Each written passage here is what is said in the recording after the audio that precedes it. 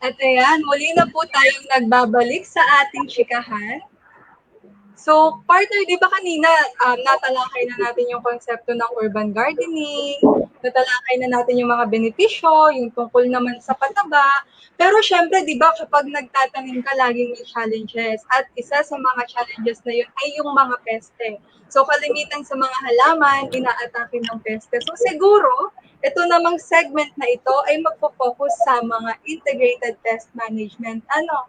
So, Doc Rodel, may tanong po kami. Ano-ano po kaya ang mga karaniwang peste na umaatake sa halaman bilang ang mga kalimitang halaman po rito na itinatanim sa natin ay yung mga pechay, okra, mustasa, talong, and yun po. Ano-ano po kaya ang mga peste na umaatake sa mga ito? Ang bilis ng 5 minutes. Mga pechay, mustasa, halos pareho sila ng peste. Kalimitan yan, kita nyo may mga butas-butas na maliliit. Yun yung kalimitan yan, flea beetles. So narin yan sa lupa. Isa pa yung aphids, yun naman yung parang malambot ang katawan niya na maberde. Naroon sa ilalim ng dahon. At saka yung webworm. Meron naman yung sapot doon sa tampok niya, sirang-sira, kinakain yung talbos. Tapos may sapot, yun yung webworm. Siya namang isa yung Tarzan, yung diamond backmoth. Kaya Tarzan, kasi yung uod niya naglalambitin. Pagka nagambala, naglalambitin. Kaya Tarzan ang tawag ng mga magtatanim natin. Okra naman, ang karaniwan dyan, itong leafhopper. Yung parang sunog yung dahon, tapos sa ilalim, may berde. Pagka ginalaw nyo, dilipad yun, maberdeng parang maliit na tipaklong. Tapos kuwan pa rin, yung baka-bakahan, kung yung mga naglalaro na bata, yung kulay orange na marami yung doon sa kuwan. Sa English, cotton stainer. Sa talong, yun pa rin, flea beetle, butas-butas yung dahon, tuwan-tuwa ang kuwan, tuwan-tuwa ang mga flea beetle dyan sa talong. Kaya yung talong, minsan ginagawa nilang attractant, trap plant, doon sa ibang halaman, para doon na lang sa talong yung flea beetle. Tapos leafhopper din, kagaya na sa okra. Sa ilalim ng dahon, yun, naroon sa ilalim. Tapos kuwan siya, parang sunog yung dahon. At kalimitan yan pagkatag-araw. At saka kung walang kadamo-damo. Kaya kalimitan dito, napakasimple ng solusyon, hayaan nyo may mga damo-damo sa ilalim. At saka ang malala sa talong, ito yung pinaka-problema, yung shoot and fruit borer. So shoot, kasi yung kung kayo nagtatanim ng talong, malalanta yung talbos. Kasi andun yung uod, yun ang una inatake. Ang solusyon naman dyan, tanggalin nyo lang yung talbos, kasama yung uod. Naroon yun. Tapos, pagka namumulaklak na, andun na yung sa bulaklak, tapos pupunta dun sa bunga. Ang sa kamatis naman, yung jet leaf miner, yun yung parang usok ng jet yun dun sa dahon. Leaf miner, nasa loob yun, yung kanyang maliit na uod naroon sa loob. Kaya kahit yung iba ini-sprayan yan, nasa loob eh. So ang kuwan din dyan, dapat may mga damo, kaya may mga damo para yung natural enemies, at saka yung life cycle niya, kalimitan na may sa lupa, magagambala yung kanyang life cycle. Aphids din, sa kamatis, cutworm. So yun sa cutworm, may mga simpleng solusyon na ginawa yung ilang mga farmer na nakita ko. Yung kasi hindi sila pagkatanim pa lang, pinuputol na yung puno. Kaya ang ginawa nila, nilagyan nila ng plastic straw yung puno. Yung biniyak na plastic straw nakalagay doon. Na-solve nila. And then fruitworm din, yung nambubutas ng bunga. At saka malala rito sa kamatis ay yung bacterial wilt. Bacterial wilt, ito yung high blood. Kaya high blood kasi kung kailan namumulaklak, kasigla-sigla, biglang mamatay. Kasi yung may sakit naman yung lupa. So bacterial wilt at saka yung virus. Ang pinakamalala nating virus ngayon yung leaf curl virus, yung yellow leaf curl. So ang gandang tingnan, kulot na kulot yung dahon, tapos parang variegated, madilaw-dilaw. Pero yun, hindi na yung mamumunga. Sa talong, problema rin yung bacterial wilt, kasigla-sigla, biglang mamatay. So hindi na yan nakukuha ng dilig-dilig kasi may sakit yung lupa. Kaya rin high blood ang tawag, hindi inaasahan yung iba na tumawag na high blood dyan. Yung kasing daluyan ng tubig, napabarahan nung secretion ng bacteria. Kaya yun, parado yung ugat. So hindi makadalo yung tubig, high blood. Sa kangkong naman, yung white rust, para siyang bukol-bukol na puti. Pero hindi naman siya, okay lang naman yung white rust na saka cutworm din, leaf miner. Sa kangkong naman, pinaka-simple dyan. Kasi iba tinantalbusan. Ang mas magandang pag-harvest dyan ay talagang parang ginapas mo. Para konti lang matitira. Tanggal na lahat. Tanggal ang sakit, tanggal ang peste. Sa sitaw, ang unang problema, pagkatubo niya ang binfly. Makita mo yun sa dahon, dalawa pa lang yung dahon, may parang tuldok-tuldok. Initlogan na yun ng binfly. So pagka itlog na yun, yung maliit na larva niya, yung uod niya, yun, naroon sa loob din yun. At saka susunod dyan yung mga leaf folder, yung dahon niya tinitiklop, nasa loob naman yung peste. At aphids pa rin, siyempre ang pinakamalala, yung pod borer, yung nambubutas ng bunga. Kalimitan niya, no, pagka dalawa yung magkadikit yung bunga, sa gitna may uod. At saka meron din mga virus. Sa ampalaya naman, ganun din, aphids, nasa ilalim ng dahon. Tapos pinakamalala, siyempre, yung fruit fly. Yung fruit fly, sexing putakti yan. Kasi talaga namang mukhang sexy yung putakti niya. Makita nyo yun, ano, iitlog lang yun doon. Napakasama ng ugali. Basta yung pupunta doon, iitlog, tapos wala na, iiwanan na. Ando na yung itlog, tapos akala mo okay lang. Pagka napisa yung itlog, yun, masisira na yung kwan. Masisira na yung bunga. Kaya, di ba, mayroong mga fruit fly attractant na ginagamit. Pero naaakit naman doon mga lalaki. Kasi akala nila, andun yung babae. Kaya yung tawag ko doon, mga baliw na lalaki, akala andun sa fruit fly attractant yung babae, yun. Kaya, ang tamang paggamit doon ay mas maaga pa.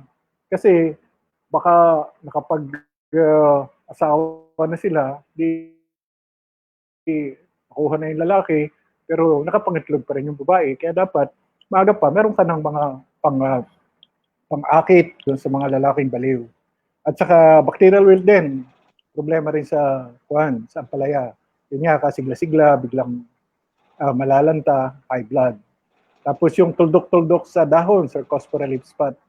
At saka ang isang malala rin, pagka medyo matanda na, medyo malapit ng mag-retire, yung little leaf, yung bungkus-bungkus yung dahon na maliliit. Tawag ng iba doon na mamako, kasi parang pako. Akala nung iba, pwedeng tanggalin yon. Pero hindi, kasi yun na kalat sa buong halaman. Hindi yun malulutas ng spray o naman, kasi kalat na yung kagaya ng doon sa ibang mga sakit ng kalat sa buong halaman. Ang isang malaking problema rin dito sa mga urban gardens ay slugs. Kanina nabanggit yung maliliit na snails. Pero sa atin, slugs. Ay slugs yung antigas, no? Mabaho, na kulay dark brown or black. Yun yung problema. Problema rin namin yun. Di, tanim kami, lagi quiet. Kinabukasan, bus na yung dahon. Ang napakasimpleng solusyon ay kun nga. Siyempre, pupulutin mo. Pero nakakadiri na pupulutin at saka nakatago siya. Pero ang madali, kung meron kayong kuwan nga, sapal ang ginagamit namin, sabog mo yung sapal doon sa mga taniman, yun. Anong ginagawa ng sapal? Dadami ang langgam. Dumami yung langgam, yun, talo ang kuwan. Talo itong slugs. Ganon din sa mga borer, yun. Natutunan ko rin yun sa mga farmer na sinasabugan nila ng sapal yung taniman para dumami yung langgam. Yung ibang pinoproblema yung langgam, depende sa langgam. So, yun yung kalimitang mga problema natin dito sa mga tanim natin. Yun lang po. Ayun, sir. Thank you, sir, for enumerating po yung mga karaniwang peste. Ano po? So, siguro, sir, since nalaman na natin ngayon yung mga karaniwang peste na umaatake dun sa possible nating mga naitanim, siguro pwede ko pong tanungin si Sir Willie regarding sa Sir Willie, since matagal na po kayong nag-farming at saka siguro pwede ko po bang tanungin kung papaano kayo gumagawa ng sariling siguro solution or kung ano man ang pwedeng pangontrol dito sa mga karaniwang peste natin based from your experience, sir?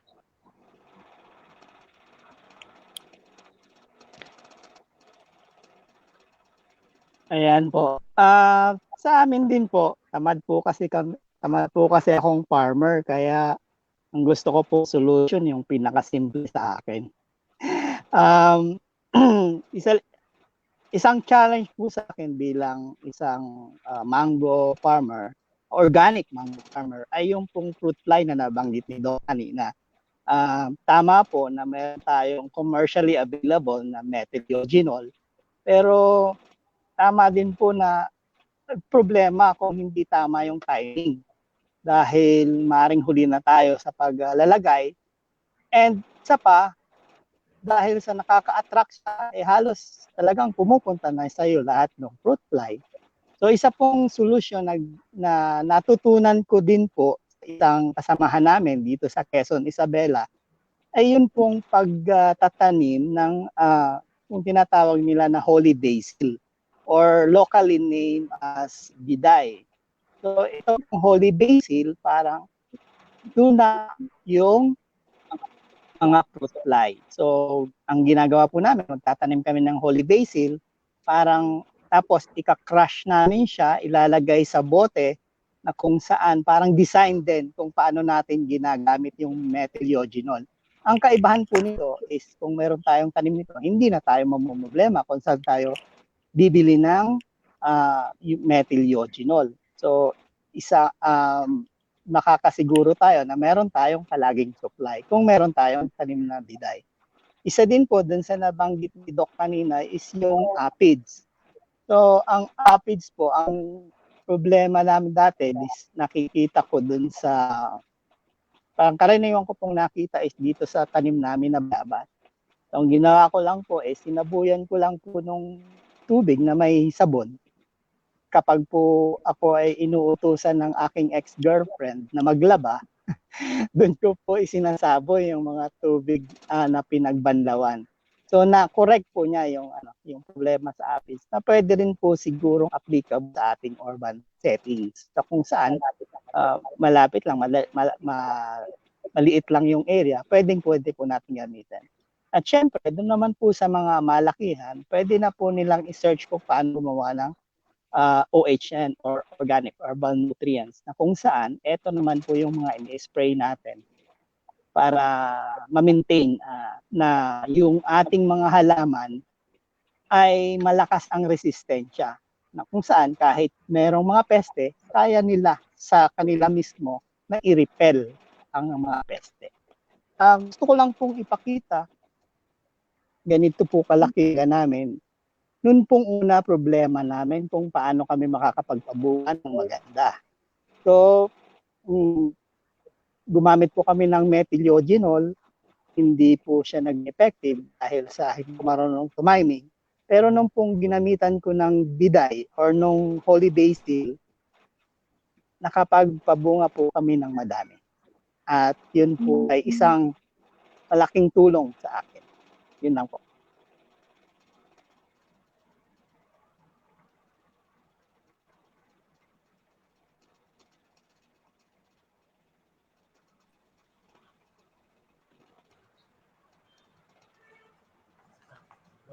Okay, so yung nabanggit ni Sir Willie is more of conventional partner. So siguro tanungin natin si Doc Rodel regarding naman po sa mga organikong pataba. Doc Rodel, parang meron po kayong video clip po about po rito? Meron. Alam, medyo mahaba yata yun. Okay po. I-play nyo ba? Yes po, Doc. Ayan.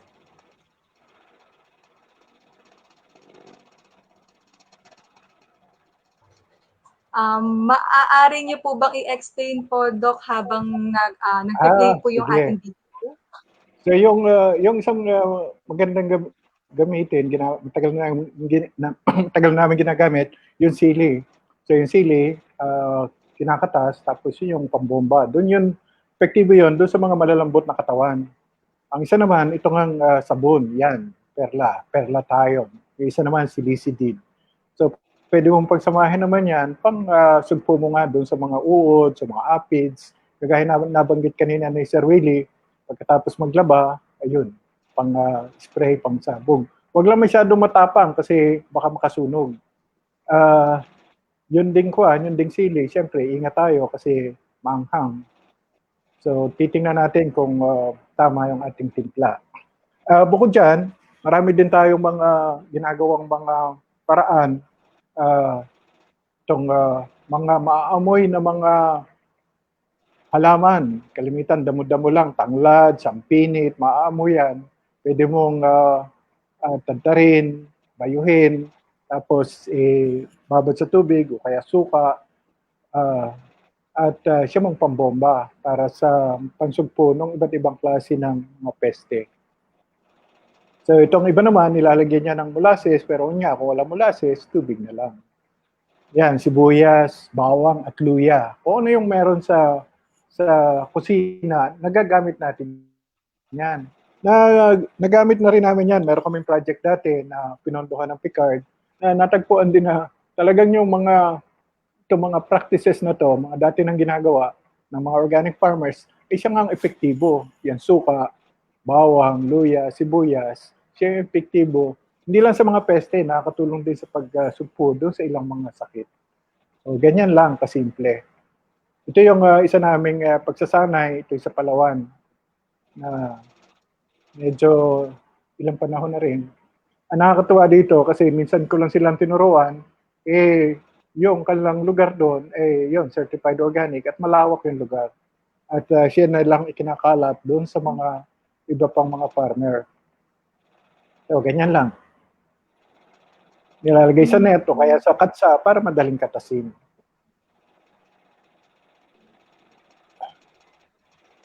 So ako dyan taga-picture na lang, saka taga-gawa ng video. Sila na yung gumawa. Kasi nakakatawa nga, isang turo lang, nakagawa na sila ng sariling sistema. So yung ito naman, ito isa ko niyan. Yan ay sa Visayas, doon sa yan, sa Bukidnon naman yan. Malawakan yan, drum. Yung isa naman ay sa Davao, ginagamit yun sa organic banana. Ito naman, yung malapit sa amin yan, si Tubilen. Ginawa na yung nag-commercial production na siya, pambenta. Kasi yung iba, tamad gumawa, so pambenta. So yan. Ito naman, yung mga sa isang kampo. So madali namin turuan yung mga kampo, mga militar, ang bilis nilang maka-adapt, tapos maganda yung kanilang production. Yan. Pero dagdagan ko pa, bukod dyan, bago tayo sumapit dyan sa kailangan natin ng pangsugpo na ibobomba, mas maganda magsimula tayo sa matibay na variety. Saka hindi lang sa matibay na variety, kung tatanim tayo halimbawa ng talong, huwag lang isang klase ng talong. Dapat maraming klase ng gulay. Sa isang gulay, maraming variety at maraming gulay. Ang nangyayari rin minsan, urban garden, maliit na lugar, pero monocrop pa rin. Dapat sana may intercropping tayo. So, salitanim, yung mga magkakabarkadang tanim, magkakatulong, magkakaiba ang lalim ng ugat, magkakaiba ang taas, mga ganon. Tapos, magandang kasama lagi sibuyas, bawang, kutsay, cilantro, luya. Ito namang mga luya, tanglad, sa paligid. Pero pag tinanim mo sa paligid, dapat pag ikay namasyal, medyo hinahawi-hawi mo para mangamoy. Kasi ang epekto noon, para maligaw yung mga insekto. Yun yung chemical ecology. So pagka nag-iba yung amoy, naliligaw sila. And then, kailangan din natin ng crop rotation. Huwag puro petsay, huwag puro kangkong, kasi dadami ang sakit at peste. Sa crop rotation, alam na natin, huwag dapat magkakapamilya, magkakasunod. Kaya halimbawa, talong, huwag kasunod ay sili, o kaya ano pang kapamilya niya, kamatis, huwag ganon. O kaya yung pipino, at saka ampalaya, magkakapamilya yan, pareho ng sakit at peste. Kaya, maganda, lagi tayo may kaikot tanim na mga legumes, kagaya ng kalamismis, sitaw, o kahit munggo. At maganda rin na may tanim tayo, kanina pa, nabanggit natin, puro mga pangkaraniwang gulay ito. Mas maganda rin, meron tayong mga katutubong gulay. Lagikway, rosel, talinong, malunggay, saluyot. Marami tayong may tatanim na mas madaling alagaan. Silosya, kamote, patani, kalamismis, kadyos, nyug-nyugan. Ayun yung sa Bicol, yung lubi ang tawag, nyug-nyugan. Diretso lang naman siya. So, pagka sa Bicol, halos lahat ng bahay meron tanim nun. Kasi yung talbos nun, masarap gamitin. Samsamping. Ang samsamping, yung tawag nyo, yung butterfly pea, yung kulay blue, ang bulaklak perennial yun. Kaya maganda rin siyang pambakod. Yung bunga niya, nagagamit din na gulay, pang-palit sa sitsaro. At saka, itong maganda rin, may small fruits. Halimbawa, bayabas. So, may bunga siya, tapos yung dahon niya, pag LBM, yun. Bayabas ang gamitin nyo. Kung may sugat, bayabas pa rin. Tapos kalamansi. Siyempre, kalamansi, kamyan, siyempre, pang-timpla, pang-paasim. Granada. Pomegranate kasi. Maganda kasi yun, ang taas na antioxidant. Tapos maliit lang yung puno. Kaya yun, maganda. Sikat na yun ngayon. Chesa, kasi ang taas ng vitamin A noon. At saka ang daming bunga. At saka ito, hindi na gaanong, wala na akong makuha. Kaya nagtanim na rin ako, anonas. Chesa ko, konti na rin. At saka mabolo. Nagtanim na rin ako ng mabolo. At saka, syempre, yung mga halamang gamot. Sa tabi-tabi, lagundi. Lagundi, maganda yan sa ubo. At saka sa mga may rayuma, nakakatulong siya. At syempre, oregano, serpentina, nabanggit na kanina, yung gaynura, sambong, takot kohol. Kaya hindi lang gulay ang itatanim natin, marami. Saka pag nagtanim nga tayo, yun nga, samot-samot, iba-iba. Tapos ay may pangmadalian, may pangmatagalan, para lagi tayong may maaani. Hindi yung once over harvest, tapos na. So yun yung may makakatulong na mga paraan para hindi makontrol yung peste kung hindi na lumala. At saka ito yung medyo kalimitan sa mga magtatanim, galit na galit sa damo. Malaking tulong ang damo. Kasi sila yung nagpapataba rin ng lupa, tirahan ng mga kaibigang kulisap, at saka kung kayo may taniman, umulan, hindi magpuputik. Kung maaraw, hindi matutuyo yung lupa, maganda pang kuhan. Magandang yan sa kapaligiran kaysa doon sa hubad. Tawag ko doon, hubad yung lupa. Kalimitan, gusto, walang kadamo-damo. Hindi po maganda yon. Lalo dumadami ang peste at sakit pagka gano'n na walang kadamo-damo. So, yun po. At saka isa pa pala, kailangan magkilib. Ito yung isa pa ring problema, no? Dahil mo, nagtabas ka, nag-prune. Yung damo, tinatapon sa gilid. Hindi tataba yung gilid. So, mas maganda magkilib. Magandang kilib, siyempre, yung mga nabubulok para hindi mababawasan yung damo, pataba pa siya, at saka hindi gaanong mabilis matutuyo yung lupa. At dagdag pa sa pagpabawas ng sakit at peste, yung pruning. So mapansin nyo, minsan napakalago, pero hindi naman kailangan na malago. So yung mga sangang hindi kailangan, tanggalin. Yung mga dahon na hindi kailangan, tanggalin. Ang pinakamabisang palatandaan, basta yung bunga, ay yung dahon sa ibaba ng bunga, hindi yung kailangan. Kasi ang kailangan ng halaman, naroon sa kailangan dahon, yung naroon sa taas. Kaya, halimbawa, talong, o kaya yung sa ampalaya, yung mga dahon sa baba, pwede nyo natanggalin. Kalimitan kasi yun, may sakit na rin, may peste, so makakabawas siya. At saka gaganda ang ikot ng hangin. Kaya makakabawas din yun sa sa peste at saka sa sakit. So, yun po. At saka baka yung iba may mga may dadagdag dito sa mga simpleng sistema para kahit yung organikong mga pestisidyo, hindi nyo na kailangan. Okay. Ayun, Doc. Thank you po, Doc. May So, dadagdag ako. may idadagdag din po si Doc Ed sa atin sa kung paano po natin makokontrol or maiiwasan yung pagdapo ng mga peste. Doc Ed? Oo nga, sa aking super paso ay napakahalaga talagang makontrol ang mga insekto, no? Kasi halimbawa yung mga pichay, mga mustasa ay napaka atakihin ng peste ho yan. Mga litsugas hindi masyadong inaatake, no? Pero yung pag-control na ginagawa ko, ito ay yung mga halaman nasa paso. Sabi ko kanina, ang paso ay highly transportable, no? Sa paggamit ng super paso ay hindi naman karamihan, no?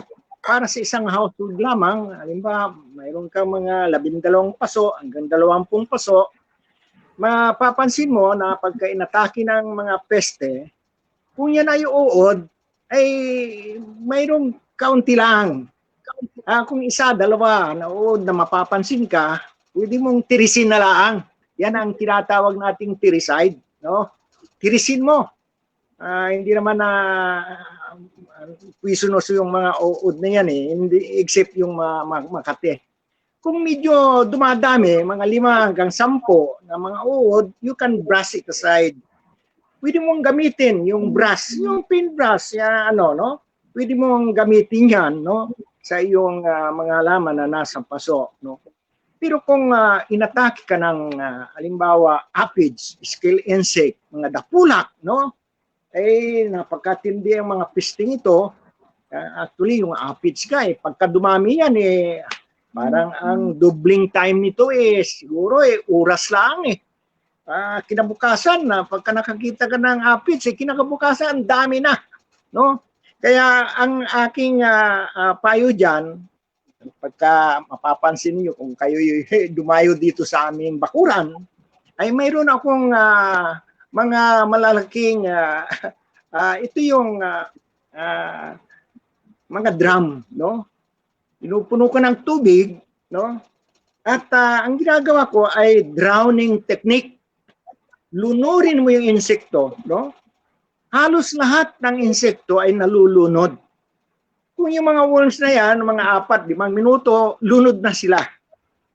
Pero kung yan ay mga aphids o kaya mga scale insect, mga dapulak, medyo mayroon ata silang protection yan against Kaya nilulunod yan sa loob ng 15 minutes to about 1 hour.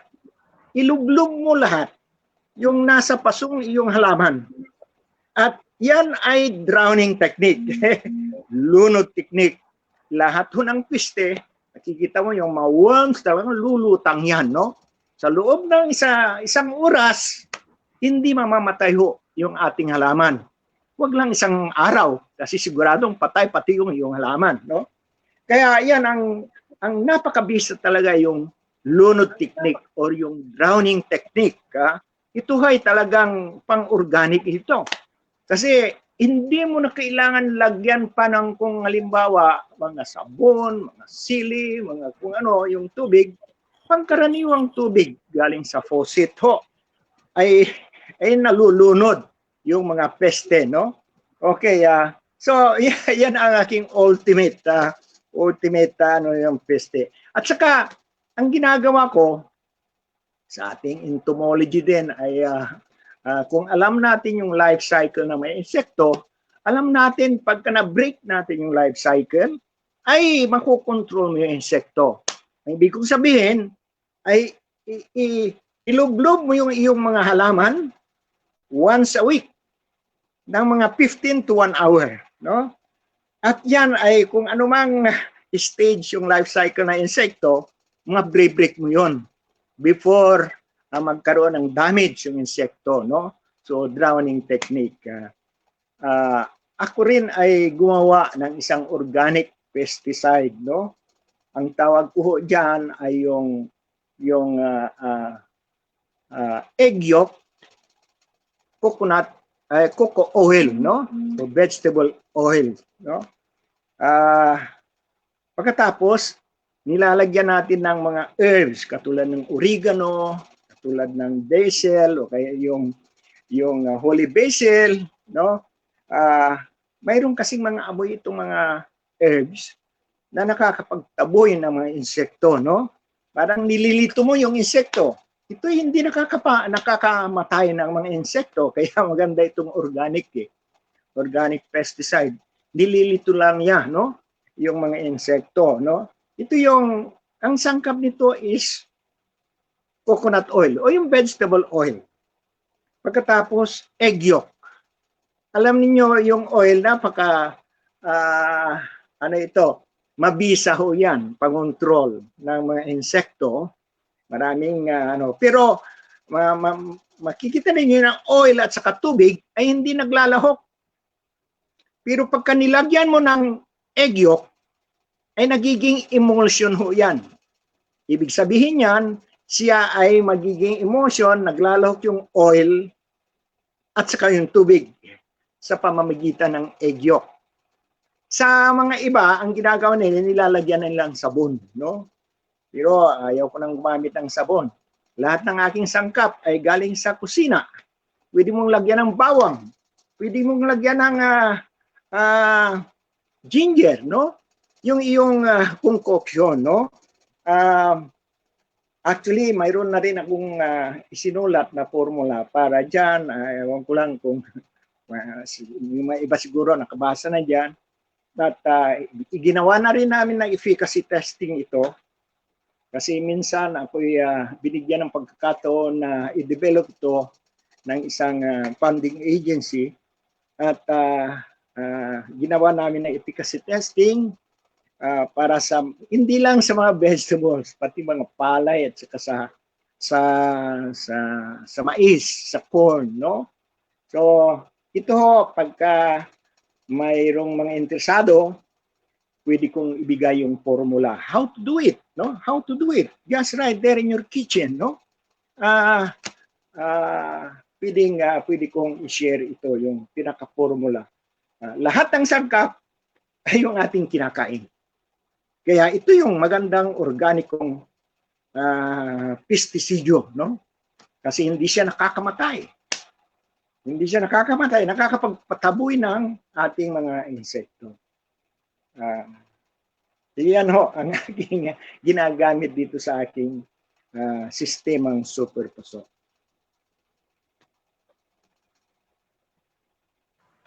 Okay, maraming salamat po, Doc Ed. So bilang tapos na po yung ating, na-discuss na po natin kung ano yung mga common pests na sumasalanta po or umaatake po sa ating mga gulay. Nabanggit na rin po natin kung paano po nakokontrol ang mga peste pong ito. So siguro partner, pwede na tayong pumunta dun sa mismong stage kung saan ay ang halos ang lahat ng plantitos at plantitas ay excited. So, inaalagaan na nila maigi itong ating mga halaman. So, dun naman tayo sa harvesting season. So, okay. So, siguro po, Doc Rodel, may itatanong po kami. Dun po sa pag-harvest po natin, kailan po ba natin malalaman na pwede na i-harvest ang isang gulay? Baka po maaari kayo ding magbigay po sa amin ng tips po sa viewers natin kung paano po iniha-harvest ang gulay ng ligtas po at ang tamang harvesting po. Maraming salamat. Yung pag-harvest, una, depende sa pangangailangan. Kasi nga, nasa paligid lang naman ng bahay. Hindi kung kailan ka magluluto, saka ka mag-harvest. Yan. Pero, nabanggit na rin kanina ni Dr. Ed, na ang pag-harvest, hindi yung lahat-lahatan. Kung leafy vegetables, dahon-dahon lang. Pero bago ka mag-harvest, tayo ay narito sa panahon din ng matinding pag-iingat, hugas kamay muna. Tamang paghuhugas ng kamay, 20 seconds, happy birthday. Tapos, yung walang ubo, walang sipon kasi mga kahawa yon. Tapos, walang sugat. Kung may sugat, mula nung ako'y kuwan dyan sa mga good agricultural practice, pag ako'y naggagayat ng gulay sa kusina, nagkaroon ng sugat, ayoko nang ituloy kasi delikado nga rin yun. Or ikaw'y mag-guantes ng yung hindi nababasang guantes, yung yung plastic na guantes. So, basta yon, walang mga makakahawang, hindi ka makakahawa. Tapos, kanina nabanggit ko rin yung mga hayop, domestic animals, aso, pusa, tapos manok, baka may mga EBS dyan, ipot, at saka nabanggit ni Dr. Ed yung daga. Yun yung mahirap din malaman, kasi yun namang mga daga, alam niyo naman ang mga dinadaanan nyo sa mga gilid-gilid. Pero yung pusa at aso, yung pusa, gustong-gusto pang umebak sa paso, sa mga plastic bag na may tanim. Yun yung problema natin. So, titingnan natin ang osteon. So, at saka magiging lalagyan natin, hindi dapat malinis. Alam niyo na naman yung mga delikadong lalagyan. So, dapat malinis yung ating lalagyan. At ang panghugas ng mga yon ay malinis na tubig. At ang pag-harvest nga, hanggat maaari, yung kung leafy vegetables, dahon-dahon lang. Pero isama nyo na rin yung mga may sakit at saka may peste para hindi na yun dumami. Kasi kalimitan, ang hinaharvest, yun lang yung magagamit agad. Pero paano kung may sakit at peste, dapat kasama ng tanggalin yun. Hiwalay na yun. Dito naman sa mga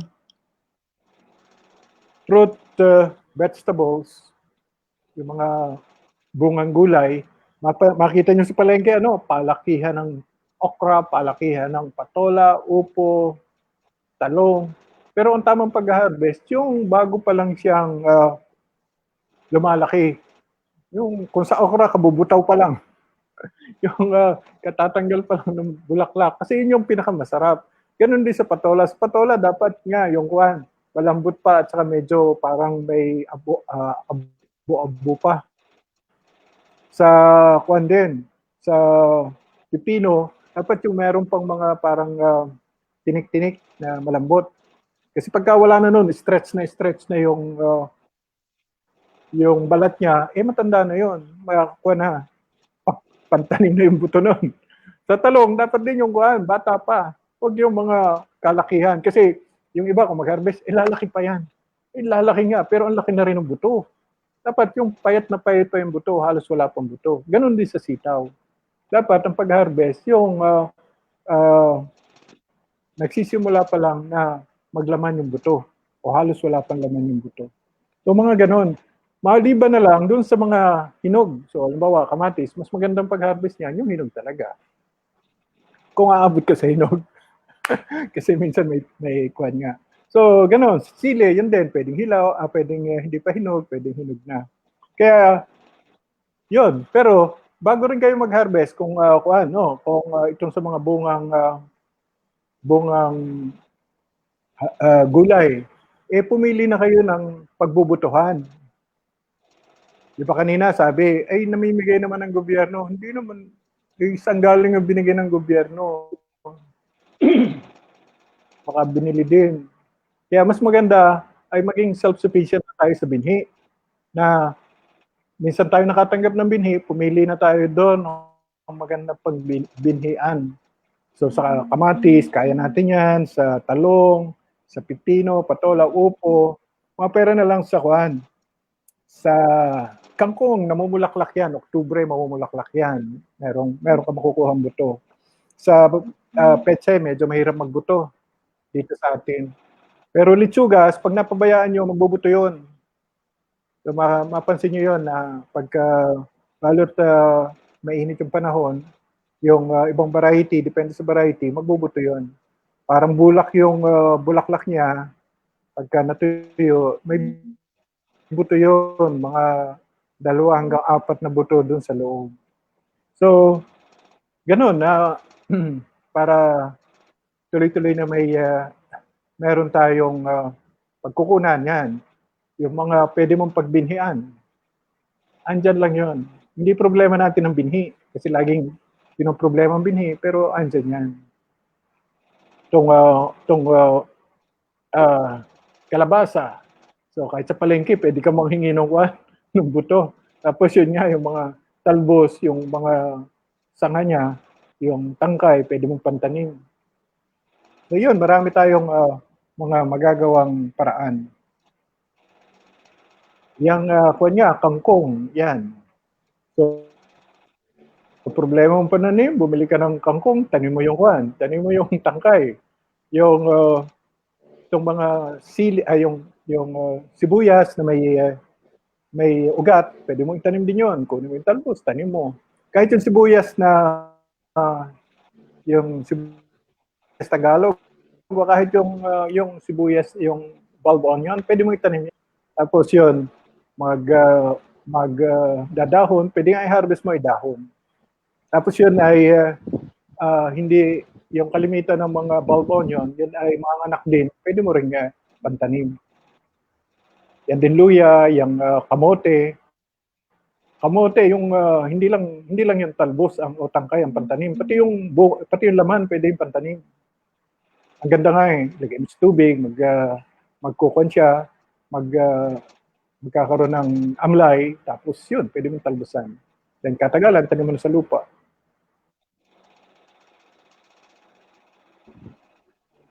Yan. Yan, sir. Thank you po. Halimbawa, may tanim ka sibuyas, bawang. Yun, sige po. Salamat. Thank you, Doc. Thank you, Doc, sa mga na-share nyo kung paano yung tamang pag-timing sa pag-aani at saka yung ligtas na, yung tips sa ligtas na pag-aani. So siguro po, since nandito na tayo sa harvesting, hindi naman din po matatapos yung pag-aalaga natin dun sa hinarvest natin. So siguro itanong ko din po kay Ma'am Grace Mandigma po. So ma'am, paano po kaya yung tamang pag-handle ng mga inaning produkto para maiwasan natin yung contamination? Parang during the post-harvest stage po. Yun siguro, no? Nabanggit na yung iba kanina ni Doc Rodel, pero ulitin lang siguro natin. Kasi minsan, kung nasa bahay ka, minsan, hindi ka na ba masyadong conscious dun sa safety practices during harvesting? Diba? Sinabi ni Doc Rodel, since nasa pandemic area tayo, mas conscious na yung tao ngayon sa mga safety practices, lalo na yung naguhugas ng kamay, paggamit ng tamang sisidlan during harvesting, no? Na dapat yung sisidlan na gagamitin natin during harvesting, o basket man yan, or kung maraming Tupperware sa bahay, kung yun yung ginagamit natin, dapat malinis siya. Dapat nahugasan before natin gamitin na sisidlan ng mga harvested natin na products. Okay? Dapat din siguro kapag ka-harvest, no, hindi natin nilalagay basta sa lapag or yung sa sahig. Diba? Usually may ganun tayong practice kasi sa bahay lang naman. So minsan nalilimutan natin basta nakapatong lang sa sahig or nakapatong sa lapag. So siguro dapat maging conscious tayo na remember yung lupa o yung mga paligid natin, pwedeng contaminated siya or pwedeng doon manggaling yung contamination ng produkto na kinakain natin. Ang maganda kasi ngayon, since urban gardening siya, mas marami ba ikaw na pagkakataon makontrol yung environment, ma-ensure na safety yung practices mo as compared sa kung bibili ka sa labas. Syempre, di mo naman alam kung saan nanggaling yung produkto. With this one, ikaw na ang nagtanim, ikaw din ang aani. So, mas conscious ka paano magiging safe yung produkto mo. At syempre, siguro sa maigi nating isaalang-alang, yung paggamit ng malinis na tubig sa paghuhugas. Ngayon siguro hindi na natin masyadong kinakatakutan yun dahil syempre ang normal na ginagamit natin sa bahay yung galing sa gripo.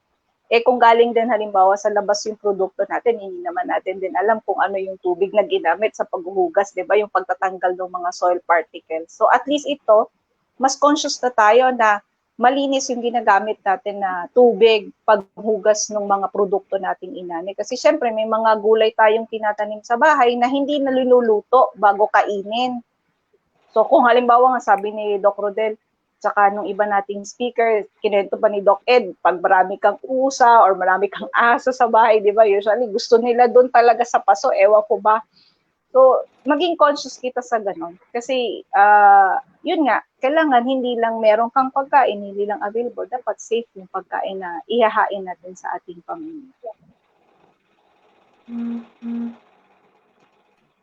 Kaya gusto kong mag-share din dito.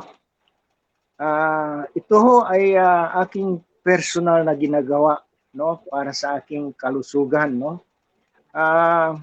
Alam mo ninyo, sa pag-harvest, yun nga, sabi ko yung continuous harvesting, no? Dapat kainin yung fresh. Ako kasi ay mahilig kumain ng raw, no? Mga talbos. Talbos ng kamote, talbos ng kangkong, talbos ng alugbate, talbos ng talinong. Of course, yung mga talbos ng yung leafy vegetables, yung pichay, pak choy, lahat yan kinakain ko ho yan fresh, no? At saka you should take note na napakahalaga na dapat ikaw ay malinis.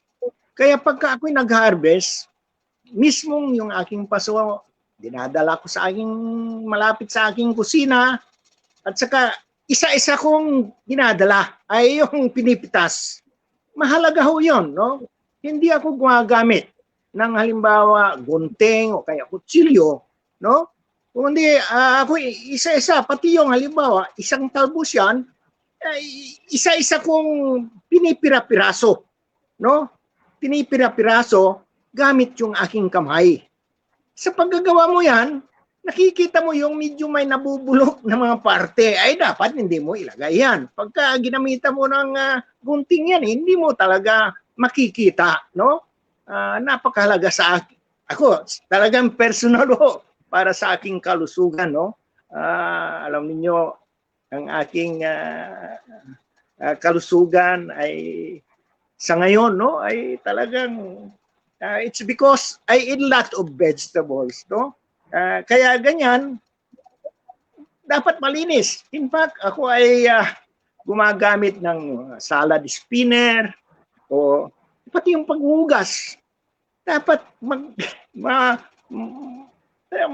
ilang beses kong hinugasan yan kasi ako rin ang kakain alam kong dapat yon ay malinis, no? Medyo matagal pero dapat malinis. Huwag nating kalimutan na maraming contamination ang maaring mangyari. Lalong-lalo na yung galing sa palengke. Naku po, ay huwag kayong kumain siguro ng mga fresh pagkagaling sa palengke. Dapat ipadaan nyo sa init ng apoy, no? Init ng kalan. Pero kung fresh talaga, see to it na talagang hugas lahat ng mga contamination, no? Napakahalaga yan, pang sarili. Yan ho, yung aking pang sariling ginagawa. Maaring ito ay makatulong sa mga iba. Kasi lahat talaga yung aking gusto kong kainin, yung fresh. Kasi sabi nga nila, at tama nga naman, na pagka fresh, maraming vitamina. Kasi pagka dumaan sa init, maaring naalis, lalong-lalo yung mga vitamin C, no? Naalis yan pagka nainitan, no? Pero kung fresh, ako talaga, ramdam na ramdam ko na nakakatulong talaga pagka ang kinain mong gulay, yung mga leafy vegetables, mga talbos, ay fresh. Alam niyo yung alugbate? Dati-dati hindi ako kumakain yan Ang sarap pala yan pagka kinain mong fresh. Lagyan mo lang ng chili sauce. Naku, napakasarap. Ako ngayon, pagka nakakita ko ng alugbate sa aking bakuran, ako yung naglalaway na. No? You should eat it fresh, pero dapat kailangang malinis, no? Walang contamination. Yan salamat po. Maraming salamat po, Doc Ed. So, si Doc Rodel po ay meron pong idadagdag. Doc Rodel? Ay, ano yun? Yung takuan, pag nasa loob na ng bahay, ito yung medyo hirap-hirap gawin. Laging pinagtatalunan yan. Dapat hiwala yung tantaran. Meron kang designated na tantaran para sa gulay at prutas, hiwala yung sa isda at saka sa karni. So dapat talaga magkaiba yun. Mahirap kasing kuhan. Mahirap yung cross-contamination. At saka laging kinukuha nyo yun, dinidisinfect kahit sabon at saka hot water. So yung medyo kailangan nating pangalagaan. Nagsubok na kami dati yon sa mga press cut sa supermarkets at marami ay mataas ang contamination. So hula namin yon ay nanggaling doon sa mga tagtaran saka sa mga kutsilyong ginamit. So yun lang po.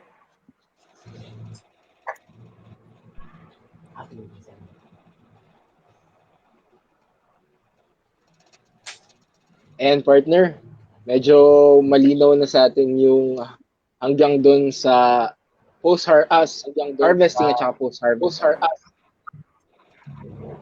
So siguro dako na tayo ngayon sa questions and answer portion muna.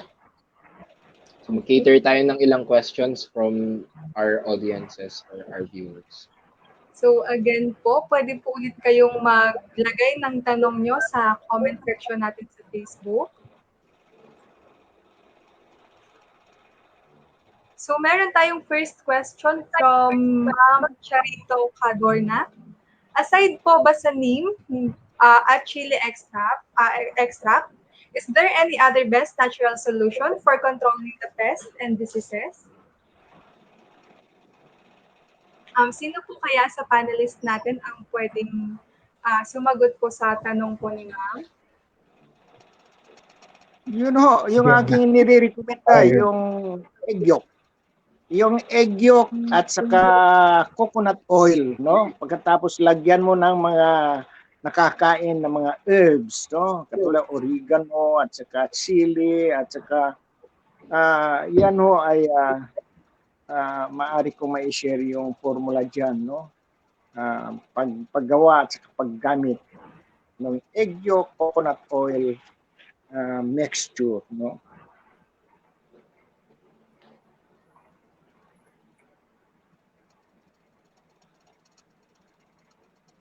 Thank you, sir, for that answer po. For those po na may gusto pang mag-question, comment lang din po sa FB comment section natin.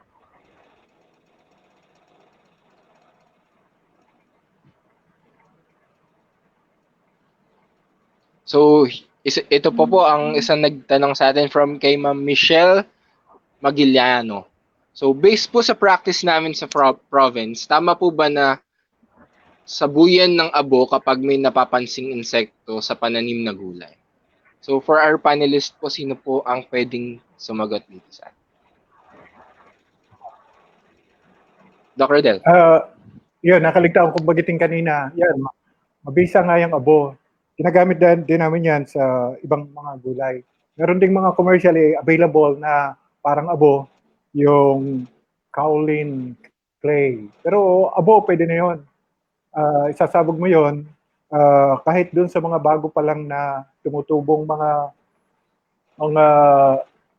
pananim. Halimbawa yung sa mga pipino, kalabasa, problema yung cucurbit beetle. So, nakakatulong yung pagsasaboy ng abo. Saka pagka yan ay nahugasan, pataba pa rin. At saka maganda rin yung doon sa mga slugs, nakakatulong din yung abo. Kasi nahihirapan siyang gumapang pagka maabo yung daan.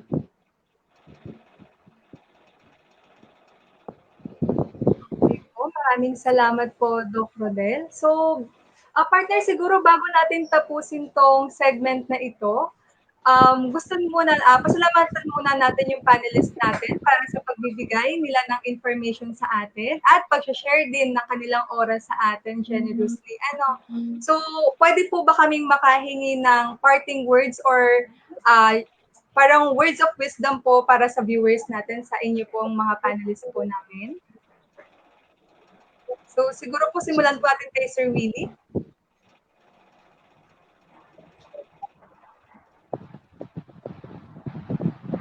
Ayan, biniburi ng tatanim ng halaman. Pero tulad ng napag-usapan kanina, ligtas, siguro tayo na ligtas.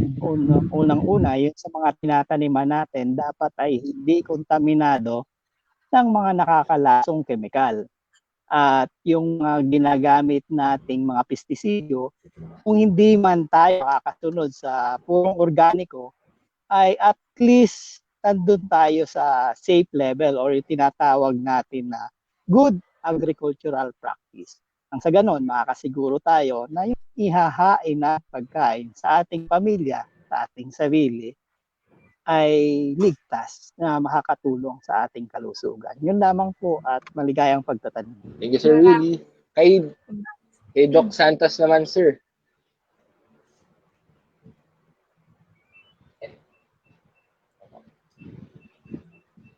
Sa pandemya na to, ay natuto tayong maging aware sa paggawa ng urban gardening. At yung mga batang dati walang akit-akit sa yung pag-garden ay naakit na rin mag-garden. At napakaganda na yun, pati yung ma-appreciate yung pagkain ng mga gulay sa ating tahanan. Yun. So dapat ituloy lang ng family yung urban gardening para maging bulat sila sa pangangailangan ng pagkain na malinis at safe ang Maraming kalidad. salamat po, Yun Doc po. Santos. Kay Doc Ed naman po tayo. Doc Ed, any parting words po?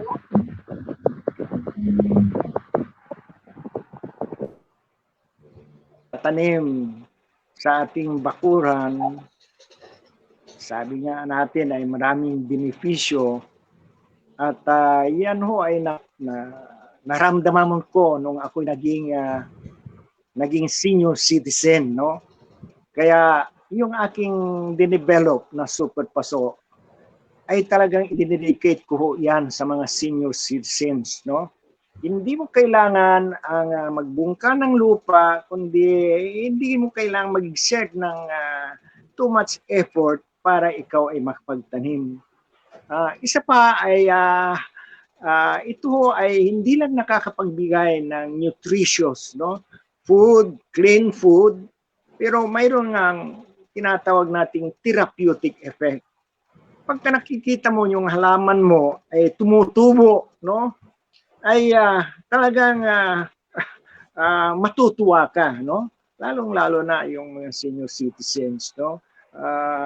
In fact, pagka yung matamlay ang halaman mo pagkatapos napalago mo pa, sobra yung tuwa, no? Ganyan yung mga therapeutic effect na maibibigay ng pag-garden, no? Sa ating bakuran, sa ating malapit sa ating bahay, no? Kaya mismo sa ating bahay. Kaya in-encourage ko ng lahat mga ating senior citizens na pwede pa tayong makapagtanim at asahan ho ninyo lahat ng aking mga ginagawa ay para maging madali at saka epektibo para tayo ay makapag-garden, no? Gamit ang super paso. Marami pa ho akong dinidevelop na para mapadali ang pag-aalaga ng halaman sa ating bakuran gamit ang super paso. Salamat po. Thank you, Doc Ed. Doc Rodel, kayo naman po, any parting words po for our viewers?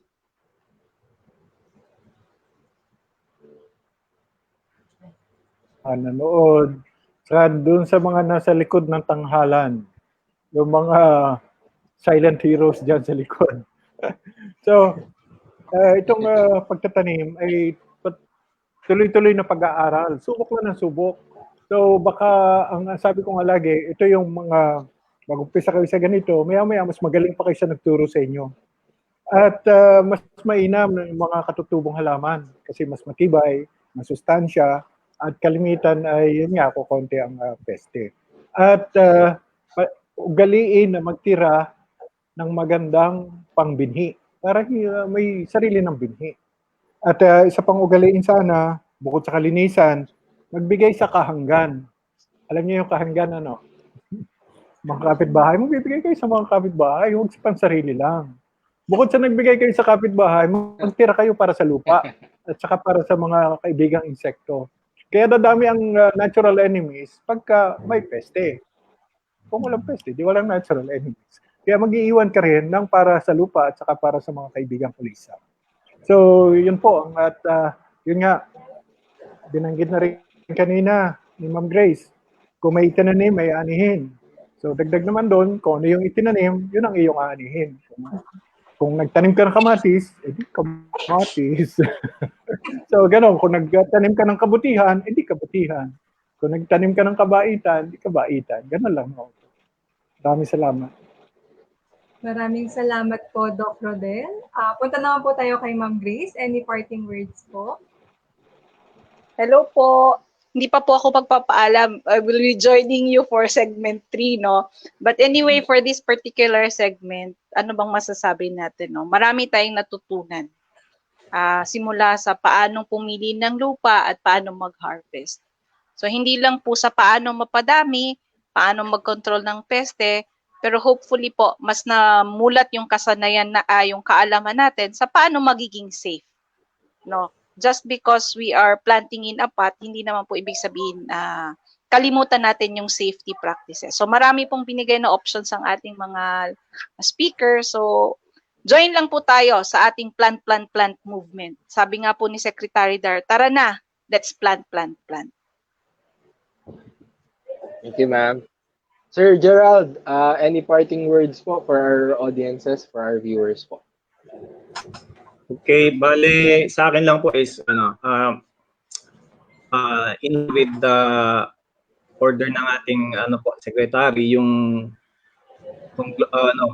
clustering. We have to work as a group sa ating in our own small ways we can become big, and that will be a ating shout out or battle cry para sa lalo sa panahon ngayon.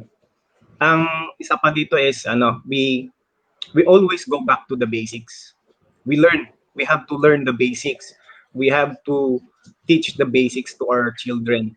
Ang nito is we are so much into technology, the advanced technology. But when technology falls, we always go back to the basics. So yun yung na sa ngayon mas importante na nga yung yung ilalagay mo sa tiyan mo kaysa sa iba pang bagay. Kasi we are anticipating na tatagal itong sitwasyon. So with this kind of effort sa BAPS and other agencies, we are working into something na we are preparing ourselves for sa mga darating pang araw. Thank you. Okay po, again po, Sir Willie, Doc Santos, Doc Ed, Doc Rodel, and Sir Je. Maraming salamat po sa pag-share nyo ng knowledge sa amin. Nawa po ay maulit pa po ito. So sa viewers po natin, standby lang po tayo para sa commercial break. Malapit-lapit na rin naman po tayo at napaka-importante po ng susunod na segment natin na siguro ito po yung isa sa pinaka-hinihintay nyo. So magbabalik po kami in a while. Maraming salamat po ulit sa inyo, sir, ma'am. Thank you po.